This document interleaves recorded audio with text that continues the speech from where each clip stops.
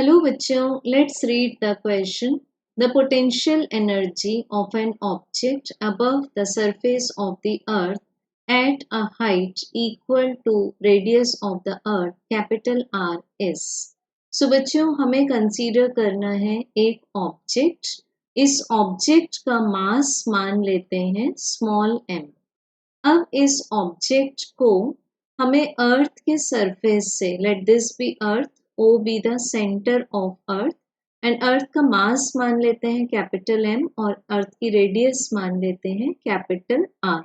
सो बच्चों, हमें इस ऑब्जेक्ट को अर्थ के सरफेस से रेज करना है equal to the height which is again equal to the radius of the earth. और यहाँ पर अगर हम इस पॉइंट को, सरफेस पॉइंट को मान लेते हैं A एंड इस हाइट लेवल पॉइंट को मान लेते हैं B, तो हमें फाइंड करनी है potential energy of this object at the point B। तो इसके लिए सबसे पहले फाइंड करेंगे potential energy on the surface of earth which is equivalent to UA। So बच्चों, इसका आंसर होगा minus of capital G capital M small m divided by capital R, जहाँ capital G universal gravitation constant है। And potential energy is always negative because it tells that any object is always bound to the center of the earth with the help of gravitational attraction force.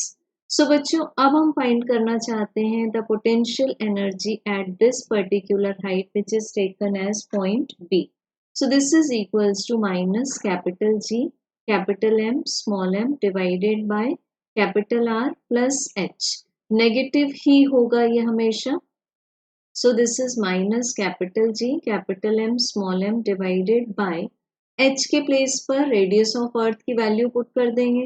So this is R plus R, तो बच्चों हमें मिल जाएगा minus capital G capital M small m divided by twice R। सो ये आ गया हमारे पास potential energy at the particular height. अब बच्चों, हम अगर ऑप्शंस को ऑब्जर्व करें तो all the options are given in the terms of acceleration due to gravity। तो इसके लिए हम रिलेशनशिप ले लेंगे small g is equal to capital G capital M divided by R square. It means capital G and capital M के product को हम denote कर सकते हैं by the product of small g and R square. तो बच्चों, ये आ जाएगा minus M G R square divided by twice of R। So यहाँ से R की सिंगल पावर कैंसिल हो जाएगी और हमें फाइनल आंसर मिल जाएगा minus M small g R divided by 2। So correct answer is option number 3। Thank you.